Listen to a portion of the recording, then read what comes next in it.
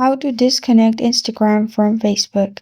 Hi everyone, I'm Hatsu60 today. Without any delay, let's jump right in.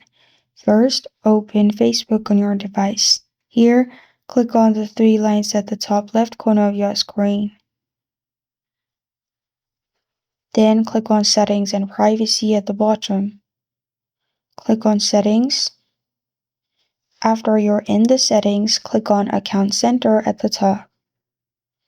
Click on Profiles, and as you can see, my Instagram and Facebook is linked. Now go back from here, scroll down, click on Manage Accounts.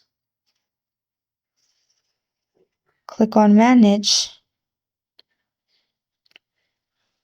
I've simply clicked on Instagram's Managed. Now, what you need to do is move out of this account center